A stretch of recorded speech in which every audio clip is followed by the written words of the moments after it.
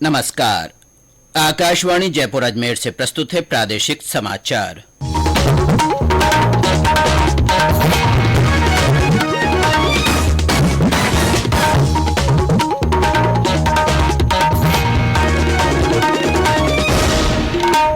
मुख्य समाचार।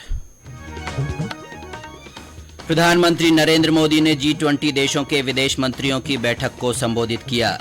कहा, बैठक साझा और ठोस उद्देश्यों की प्राप्ति की एकजुटता को दर्शाती है। लोकसभा अध्यक्ष ओम बिरला ने कहा, वैश्विक मंच पर महत्वपूर्ण बदलाव लाने में देश के युवाओं की मुख्य भूमिका। केंद्रीय कृषि मंत्री नरेंद्र सिंह तोमर ने नई दिल्ली में कृषि विज्ञान मेले का शुभारंभ किया। कहा, किसानों के परिश्रम और सरकार की किसान हितैषी नीतियों से भारत की कृषि दुनिया में अव्वल। राज्य सरकार ने राजस्थान राज्य वीर तेजाजी कल्याण बोर्ड का गठन किया। और टोंक जिले में देवली के पास सड़क हादसे में 4 लोगों की मौत, 3 घायल।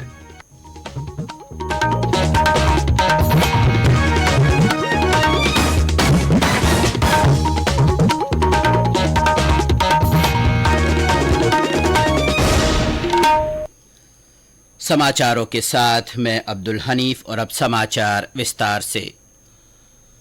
प्रधानमंत्री नरेंद्र मोदी ने कहा है कि G20 देशों में आपसी सहमति बनाने की क्षमता है और ये देश सभी क्षेत्रों में ठोस बदलाव ला सकते हैं। प्रधानमंत्री आज G20 देशों के विदेश मंत्रियों की बैठक के उद्घाटन सत्र को संबोधित कर रहे थे। वीडियो कॉन्फ्रेंस के माध्यम से प्रधानमंत्री ने सदस्य देशों के समक्ष विश्वास व्यक्त किया कि ये बैठक साझा और ठोस उद्देश्यों को प्राप्त करने की एकजुटता को प्रतिबिंबित करती है। प्रधानमंत्री ने कहा कि ये बैठक गंभीर वैश्विक मतभेद के समय हो रही है।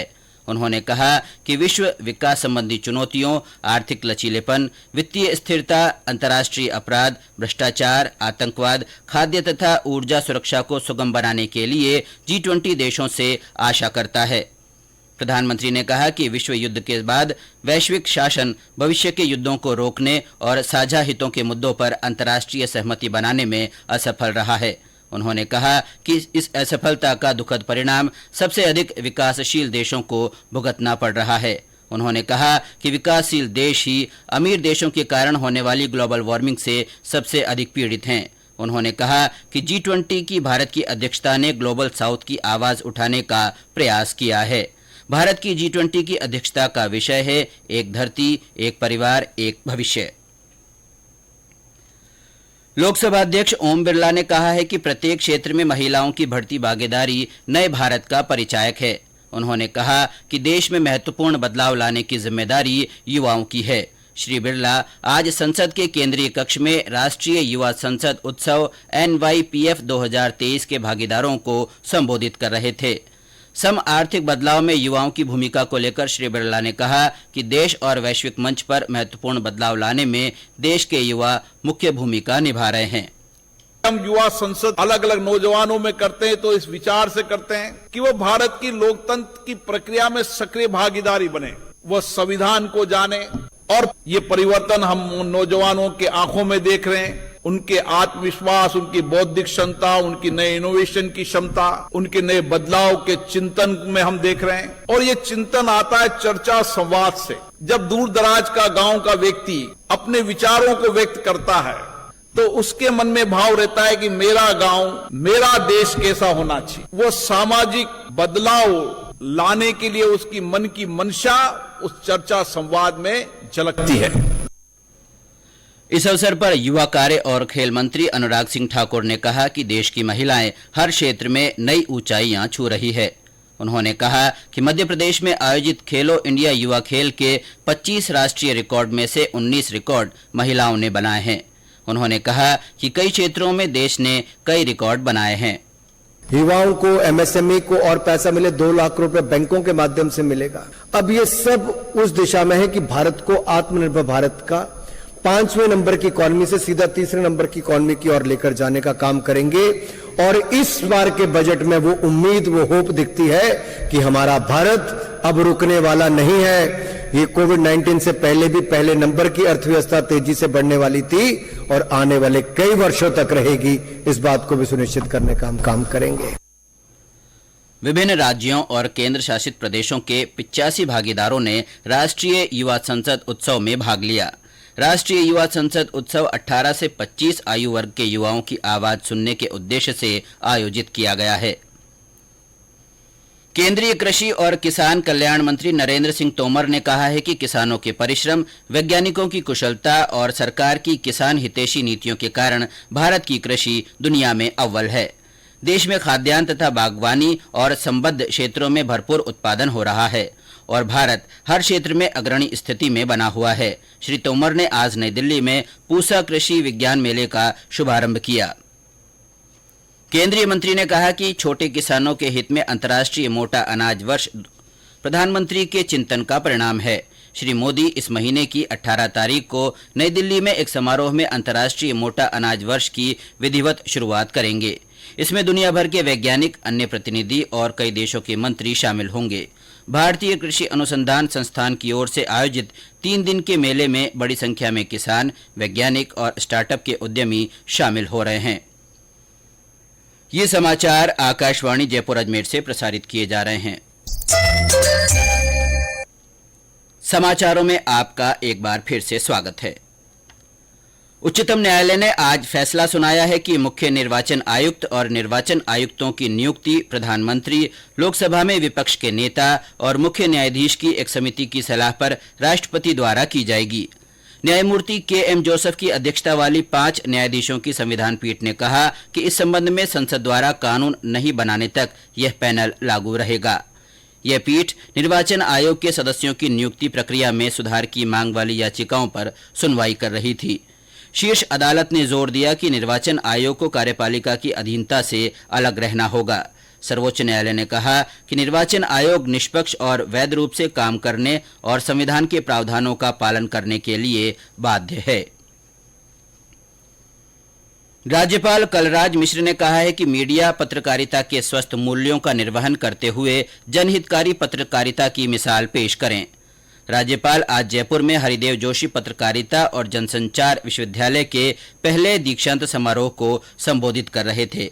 इस अवसर पर उन्होंने कहा कि मीडिया को अपनी जिम्मेदारी का एहसास रखते हुए तथ्यपरक, विश्लेषणपरक, ज्ञानपूर्ण और तटस्थ समाचार प्रकाशित प्रसारित करने चाहिए। उन्होंने मनोरंजन के नाम पर फूहड़ता और अनर्गल सामग्री प्रसारित किए जाने से बचने की हिदायत भी दी। राज्यपाल ने दीक्षांत समारोह में प्रथम स्थान प्राप्त करने वाले 7 विद्यार्थियों को स्वर्ण पदक प्रदान किए और 79 विद्यार्थियों को स्नातकोत्तर पाठ्यक्रमों की उपाधियां प्रदान की। राज्य सरकार ने राजस्थान राज्य वीर तेजाजी कल्याण बोर्ड का गठन किया है। राज्य में किसानों की स्थिति का जायजा लेने और सर्वे रिपोर्ट के आधार पर मूलभूत सुविधाएं उपलब्ध करवाने तथा पिछड़ेपन को दूर करने के लिए ये बोर्ड बनाया गया है। सामाजिक न्याय और अधिकारिता विभाग ने इस संबंध में आदेश जारी किए हैं। बोर्ड में 1 अध्यक्ष, 1 उपाध्यक्ष और 7 सदस्य होंगे। राज्यसभा सांसद किरोड़ीलाल मीणा का जयपुर में शहीद स्मारक पर धरना आज तीसरे दिन भी जारी है। वे पुलवामा हमले में वीरगति को प्राप्त सैनिकों की वीरांगनाओं के साथ धरने पर बैठे हैं। श्री मीणा ने मंगलवार को राज्य विधानसभा के गेट पर धरना दिया था। पुलिस ने उन्हें वहां से हटा दिया, जिसके बाद वे सैनिकों के परिजन के साथ शहीद स्मारक पर धरने पर बैठ गए। नागौर जिले के इनाणा गांव के हवलदार भारमल इनाणिया का आज उनके पैतृक गांव में राजकीय सम्मान के साथ अंतिम संस्कार किया गया। हवलदार भारमल 27 फरवरी को बैटल कैजुअल्टी में वीरगति को प्राप्त हुए थे। वे सिक्किम के थेगू में 617 EME बटालियन में कार्यरत थे। उनको बड़ी संख्या में लोगों ने नम आंखों से विदाई दी। इस अवसर पर सेना के अधिकारी, सांसद हनुमान बेनीवाल, विधायक मोहन राम चौधरी और अन्य जनप्रतिनिधि मौजूद रहे। टोंक जिले में राष्ट्रीय राजमार्ग संख्या 52 पर देवली के पास आज तड़के एक सड़क हादसे में 4 लोगों की मौत हो गई और 3 लोग घायल हो गए। हादसा उस समय हुआ जब एक वैन सड़क किनारे खड़े कंटेनर ट्रक से टकरा गई। वैन सवार लोग खाटू श्याम मंदिर में दर्शन कर वापस देवली लौट रहे थे। पुलिस के अनुसार 3 लोगों की मौके पर मौत हो गई और एक ने टोंक के सआदत अस्पताल में इलाज के दौरान दम तोड़ दिया। मृतकों में एक ही परिवार के 3 लोग शामिल हैं। अलवर जिले के सरिस्का पैलेस में आज से वन्य जीवों पर आधारित एक अंतर्राष्ट्रीय सम्मेलन शुरू हुआ, जो 5 मार्च तक चलेगा। ये सम्मेलन भारतीय वन्यजीव संस्थान Dehradun, zoological society of London, university of Edinburgh, university of Melbourne की ओर से आयोजित किया जा रहा है। इसके तहत विश्व भर के वाइल्ड लाइफ से जुड़े डॉक्टर भाग ले रहे हैं। सम्मेलन के दौरान डॉक्टरों को वन्य जीवों के इलाज से संबंधित नई तकनीकियों की जानकारी दी जा रही है। सरिस्का के अधिकारियों ने बताया कि देश में बाघों को बचाने के लिए कई बड़े नवाचार किए जा रहे हैं और इसके बेहतर परिणाम सामने आ रहे हैं। प्रदेश में एक बार फिर नया पश्चिमी विक्षोभ सक्रिय होने से मौसम में बदलाव आ सकता है। आज हल्की सर्द हवा के साथ कई स्थानों पर धूल भरी आंधी चली। मौसम विभाग ने बताया कि 4 मार्च से उदयपुर और कोटा जिले में एक नया पश्चिमी विक्षोभ के सक्रिय होने के आसार हैं। इससे धूल भरी हवाएं चलने की संभावना है। होली से पहले 7 जिलों में बारिश हो सकती है। आकाशवाणी समाचार जयपुर ने अपने श्रोताओं में मोटा अनाज के प्रति जागरूकता के लिए संदेश श्रृंखला शुरू की है। इसमें श्रोता संदेश भेजकर बता सकते हैं कि वे अपने भोजन में मोटा अनाज किस तरह काम में लेते हैं। आज का संदेश हमें जोधपुर के श्रोता खीमराज शर्मा ने भेजा है। उन्होंने बताया कि 3 भाग बाजरी और 1 भाग मोठ मिलाकर मिस्सी रोटी या खींच बनाकर खाने से पाचन क्षमता बढ़ती है और खाने में भी स्वादिष्ट लगता है।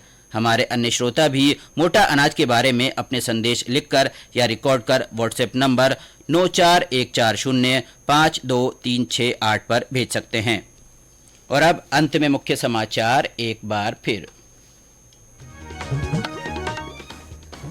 प्रधानमंत्री नरेंद्र मोदी ने G20 देशों के विदेश मंत्रियों की बैठक को संबोधित किया। श्री मोदी ने कहा कि यह बैठक साझा और ठोस उद्देश्यों की प्राप्ति की एकजुटता को दर्शाती है।